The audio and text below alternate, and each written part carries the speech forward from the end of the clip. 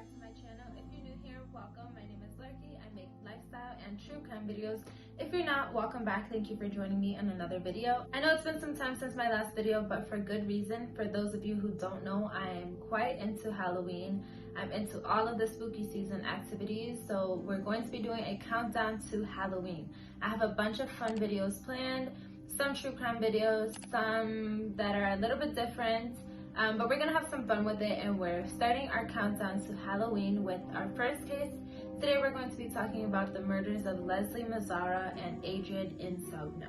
So this case revolves around three roommates who were Leslie Mazzara, Adriane Insogna, and Lauren. And I'm not going to be disclosing her last name to protect her identity and privacy. I saw a few different news articles that didn't have her last name and expressed that she wanted to keep that private. So we're going to be honoring that in this video and just referring to her as Lauren. So the story actually begins with Lauren and Adriane. Lauren was 27 years old and she coached volleyball at a community college, and Adriane was 26 years old and she worked as an engineer for the Napa Sanitation District. It's not clear how they met or became friends, but they were acquainted before moving in together, and then in early 2004, the two decided to rent a house together in the west side of Napa.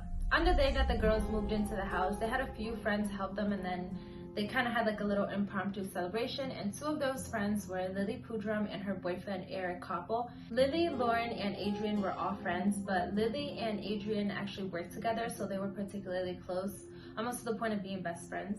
Not too long after moving into the house, so in the summer of 2004, Lauren and Adriane decided to get a third roommate to join them, and her name was Leslie Mazzara.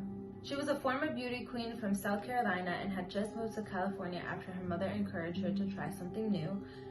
She had just gone through a breakup with her live-in boyfriend, William Lee Youngblood Jr., and she was also at a crossroads with her career. She wasn't sure what to do next. Leslie's mother had been working in California and convinced her to leave South Carolina, if anything, just to get a fresh start.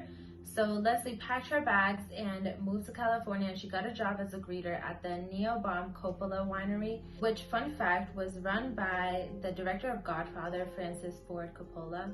On Halloween night in 2004, the ladies spent the evening passing out candy to trick-or-treaters. They had a bit of an early night and all headed to bed by 11 o'clock.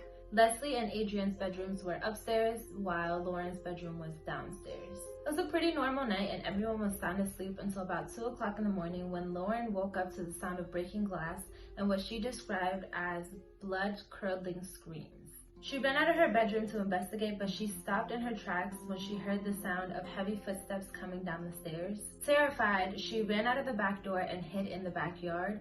She saw the intruder try to escape through the kitchen window, and when it got quiet, not knowing if the intruder was still in the area, Lauren decided to head back inside to take a look at what was going on. She tried to call 911 with the landline in the kitchen, but the line was dead. Lauren ran upstairs and discovered a horrifying scene. Adriane's bedroom floor was covered in blood. Leslie was found face down in a pile of clothes with stab wounds all over her. And just a few feet away, Adriane was hiding behind her bed. She was still alive, but she could no longer speak and was heavily bleeding from all the stab wounds she had suffered. Lauren went back downstairs and tried to call 911 with her cell phone. She tried to give the operator some information, but the line again went dead. Afraid that the intruder might still be around, she ran to her car and called 911 again from her cell phone while driving away. Both Leslie and Adriane were pronounced dead when police arrived at the scene. Police got to work processing the scene right away. In total, they found 266 pieces of evidence, including microscopic fibers, cigarette butts outside the house, and a drop of blood by the kitchen window, which they believed belonged to the killer. Police interviewed friends, acquaintances, and any men the ladies might have dated. One of the men was Christian Lee, who was Adriane's on-again, off-again boyfriend. Police collected a DNA sample from him and took him in for questioning. Christian told police that he had seen Adriane the night before when she stopped by after passing out Halloween candy, but she had left by 10 o'clock. And that was the last time he had seen her. Christian and Adriane's relationship had been rocky, and they had been arguing for weeks. Adriane wanted a commitment, but Christian wasn't ready, so that was the reason for most of their breakups.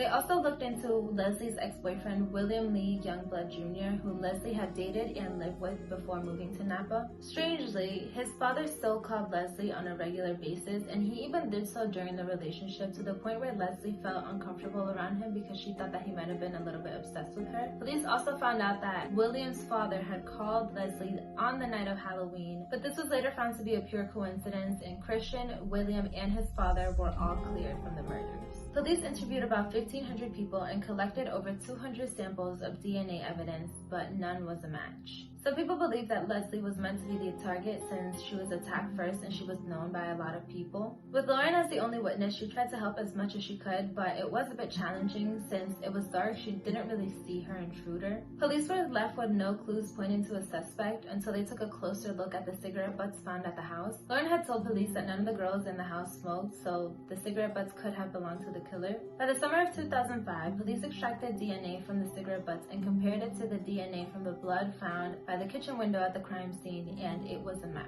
Lauren tried to think of people that she knew or maybe some of the other girls knew who had smoked, and then she remembered Lily's boyfriend Eric Koppel, who had helped them move into the apartment the year before. She remembered that he was very shy, quiet, and not very social. In September of 2005, police were still focused on the cigarette butts and decided to release information about them to the public. Police had previously spoken on the discovery of the cigarette butts at the scene, but they never disclosed the brand of cigarettes. The particular brand was Camel Turkish Gold, and this stood out because it was a particularly new brand that had been on the market for just 4 months at the time of the murders. And police were right, because after the information was released, the killer did in fact come forward. The killer had intended on committing suicide and sent suicide notes to his parents, admitting that he was guilty of the murders.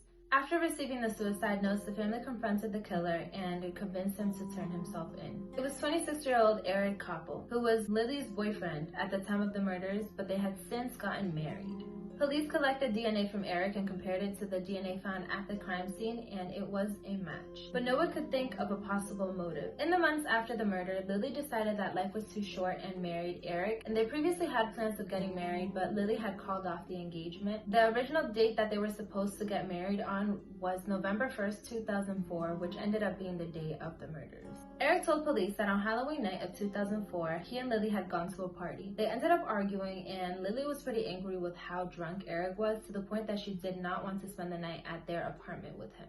He claimed that he had some memory of leaving his house with a knife, but he didn't know how he ended up at Adriane's house. He said that he remembers being outside and smoking the cigarettes and then sneaking in through the kitchen window, but he can't remember what happens next, and he has not admitted since to knowing what happened after that point. So people think that Eric might have resented Adriane because he might have blamed her for getting in the way of his relationship with Lily, and he probably felt like he was losing Lily to Adriane. Another thing to take into account is the fact that Eric knew that Adriane's bedroom was upstairs. He had been to the house when he had helped them move, so he knew where her bedroom was, but he had never met Leslie, so it doesn't make sense why he attacked her first or at all. Eric had attended both funerals and invited Adriane's mother Arlene to his wedding, even asking her to prepare a speech. And the craziest part is that Lily went all that time without knowing that her husband was responsible for her best friend's death. Eric Koppel pleaded guilty to first-degree murder in exchange for a life sentence without the possibility of parole. This is the first case that I've ever shared on my channel that has been solved, but just the thought of everything and thinking about Lily and how she went literally an entire year without knowing that the person that she was sleeping next to every night was the person who murdered her best friend, like, that's mind-blowing to me, and that's where the horror is in this case. I mean, of course, aside from the people who lost their lives. If you made it to this point of the video, thank you so much for watching. I hope you tune back in tomorrow as we continue our countdown to Halloween. Thanks for watching.